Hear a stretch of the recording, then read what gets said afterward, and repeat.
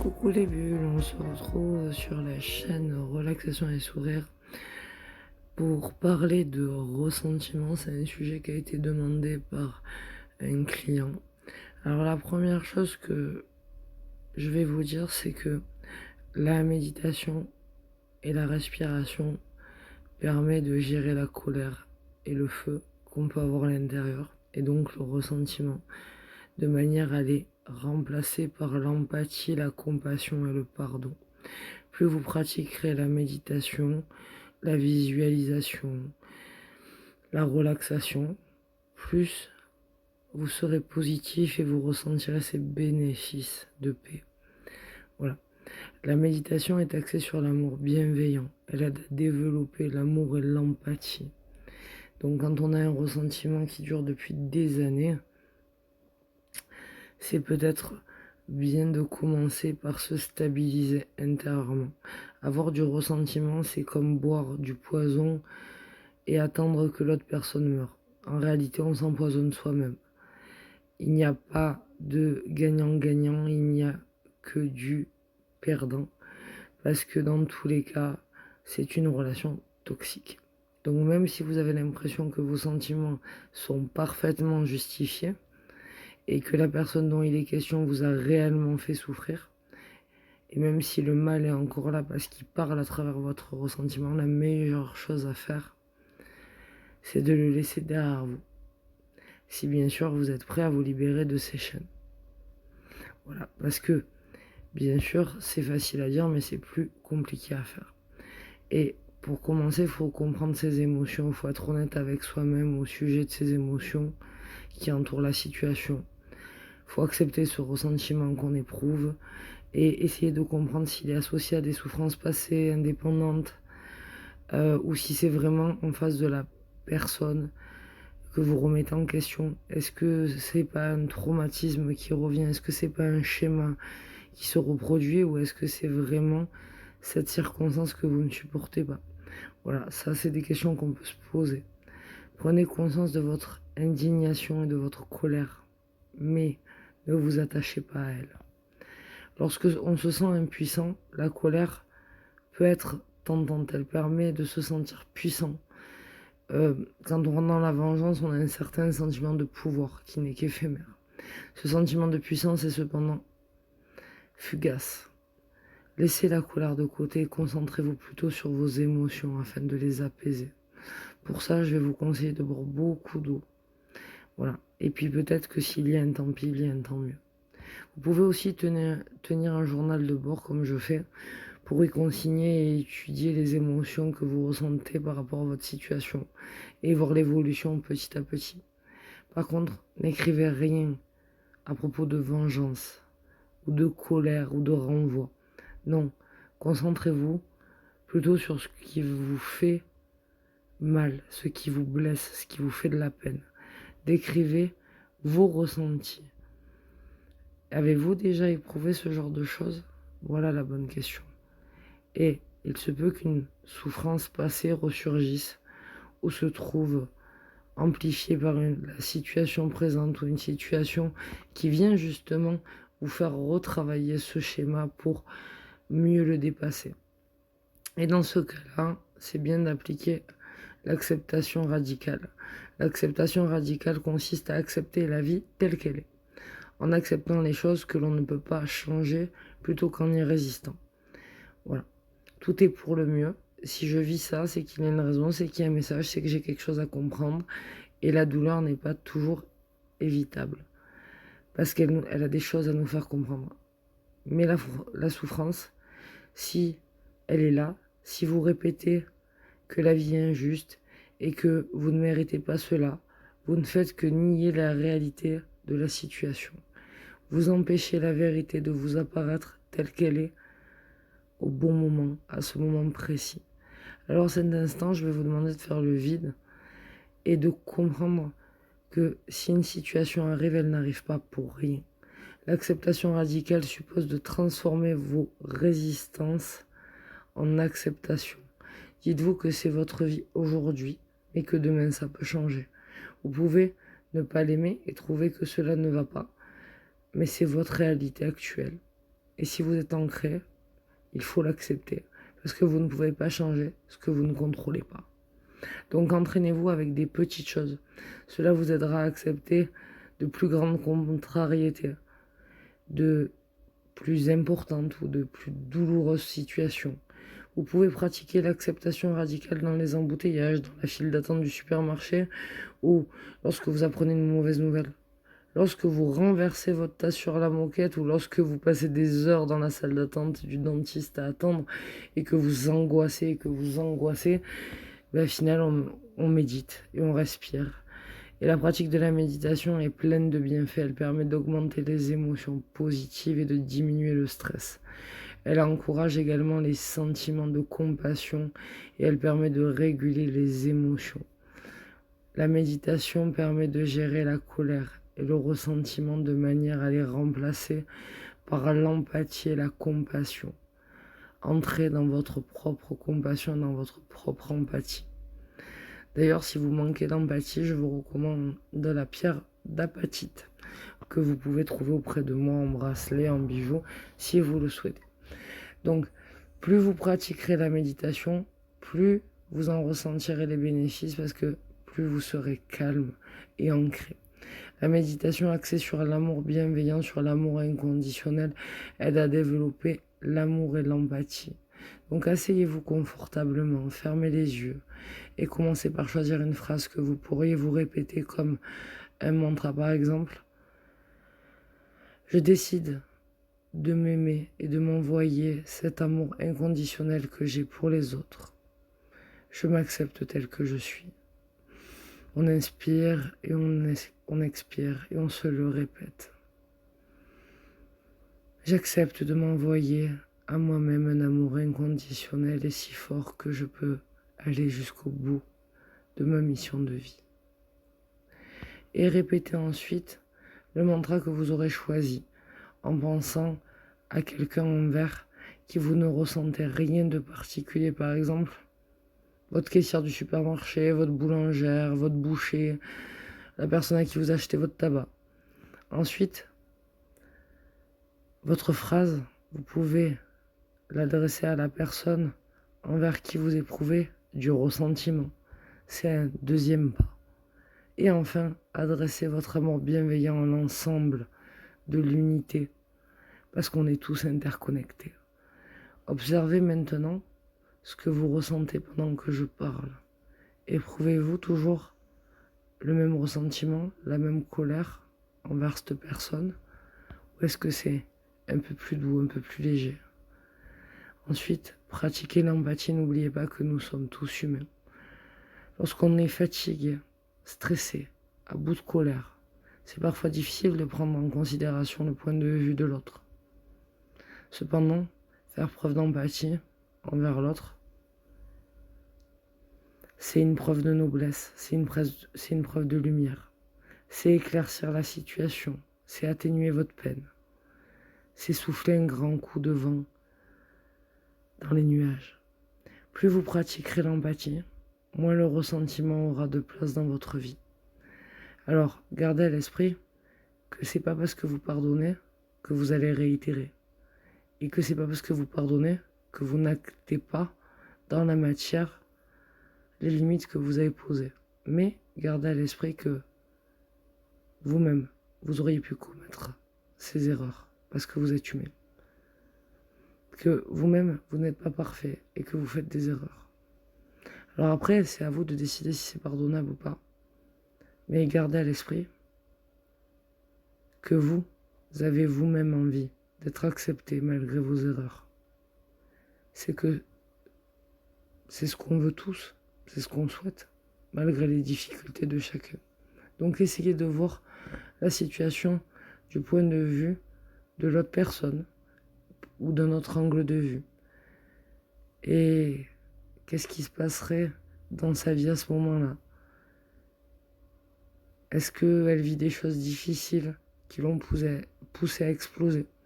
Est-ce qu'il n'y a pas autre chose dans l'équation que je n'ai pas pris en compte et qui fait que je suis en colère? Donc gardez à l'esprit que tout le monde traverse des épisodes difficiles qui parfois entache les relations interpersonnelles. Puis, essayez de vous aimer de manière inconditionnelle. La seule personne qui puisse vous donner l'impression d'être toujours aimé et compris, c'est vous-même. Parce que vous êtes seul à pouvoir vous apporter ce qui est juste et bon pour vous dans l'instant présent.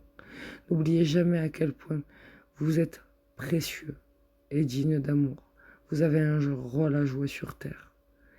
Et souvent, quand on est exigeant envers les autres, il y a des grandes chances qu'on le soit aussi envers soi-même, qu'on soit super rigide avec soi, qu'on a tendance à se juger très durement lorsqu'on commet une erreur. Alors là, à ce moment-là, il faut prendre un peu de recul et apprendre à s'aimer et à lâcher prise pour s'apprécier comme on est, en toutes circonstances, même quand on a des échecs. Parce qu'il dit échec, dit leçon, dit compassion, dit évolution.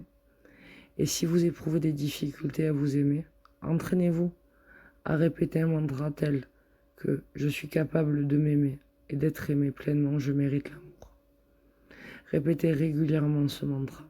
Je suis capable d'aimer et d'être aimé pleinement. Je le mérite, c'est mon droit de naissance. Et au plus vous allez penser et faire des phrases positives, au plus vous trouverez le calme en vous. Et peut-être que ce ressentiment va baisser tout doucement. Mais doucement, mais sûrement. Évitez la vengeance, c'est vraiment mon conseil.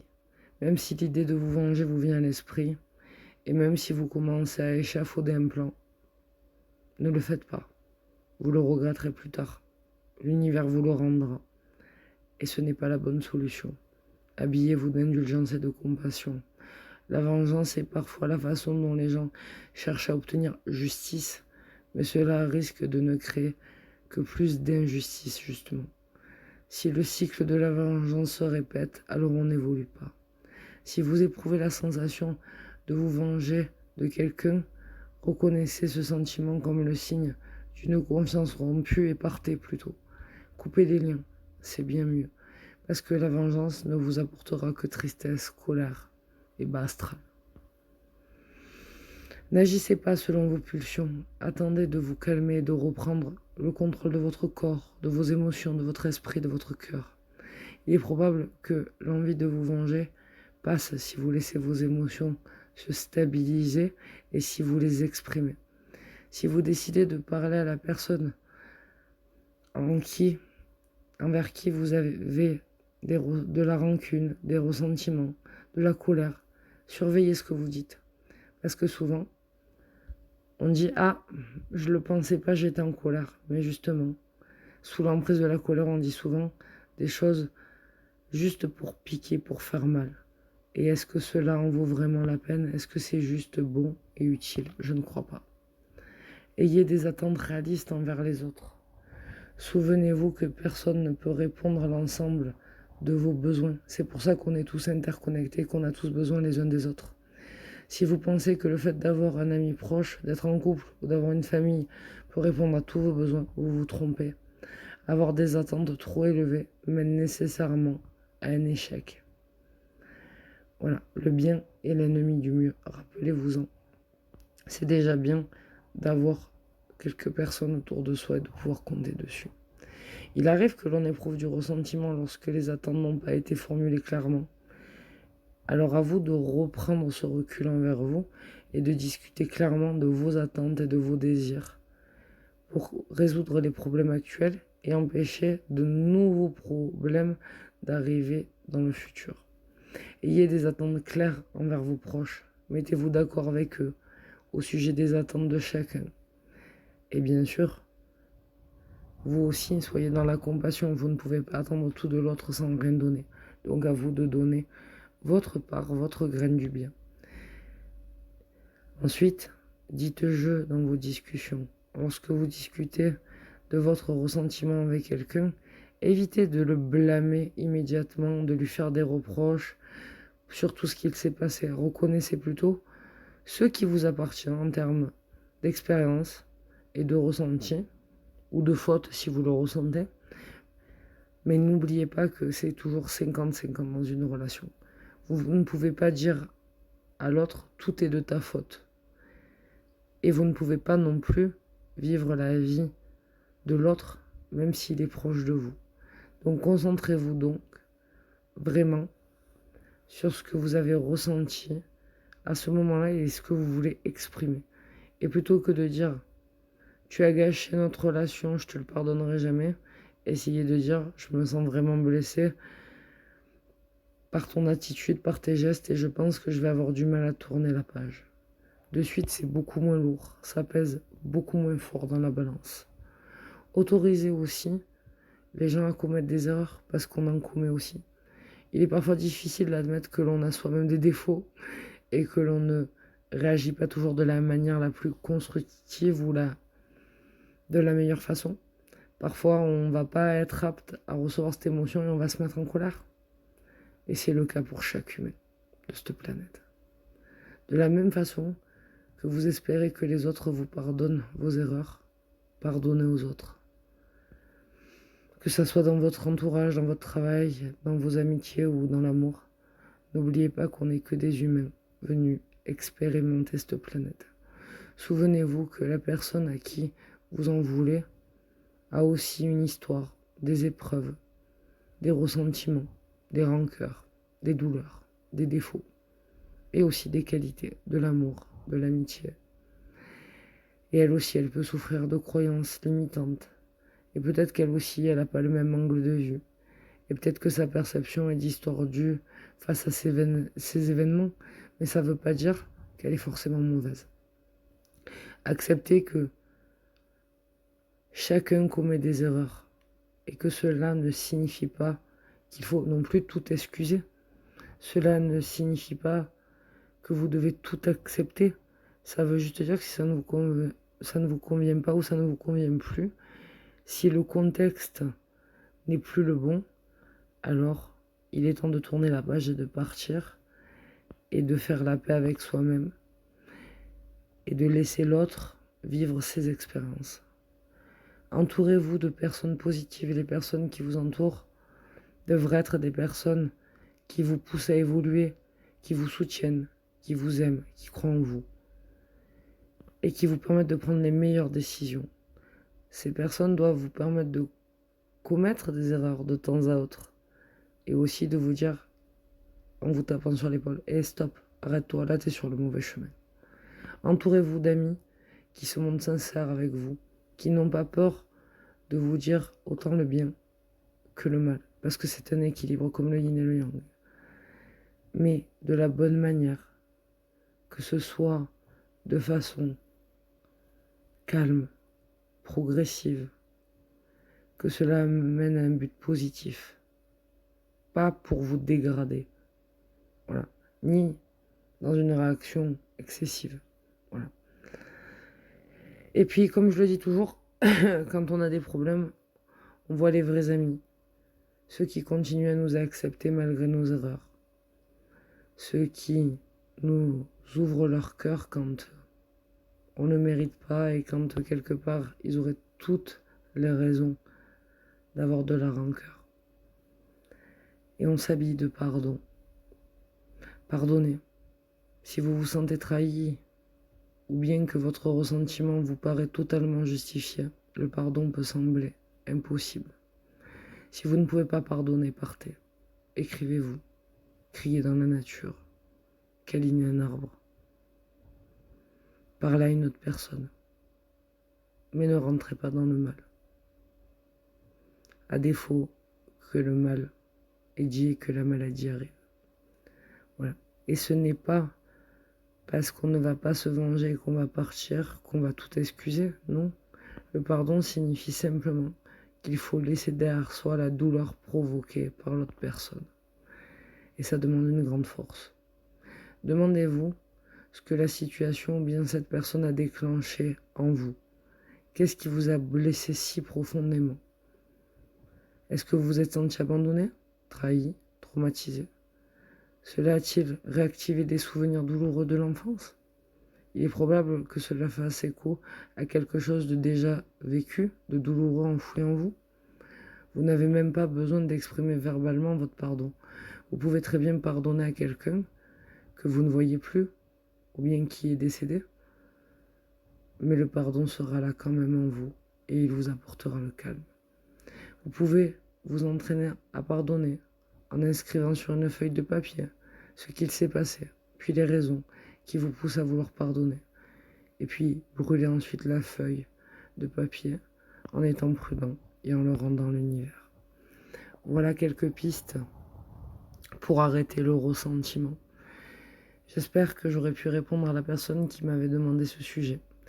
N'hésitez pas vous aussi à liker, à vous abonner, à partager, à faire grandir la communauté et bien sûr à proposer vos sujets pour la chaîne Relaxation et Sourire. Je vous dis à très vite, je vous souhaite l'amour, la paix et la lumière. Relaxation et Sourire sur Facebook, Gladys Deneuve sur Facebook, Gladys Deneuve sur Google Business, Gladys Deneuve sur Relaxation et Sourire sur YouTube. Vous pouvez me trouver un petit peu partout. Cherchez-moi, vous me trouverez. Et que l'univers soit avec vous. Je vous embrasse et je vous souhaite une très belle journée. À très vite les bulles.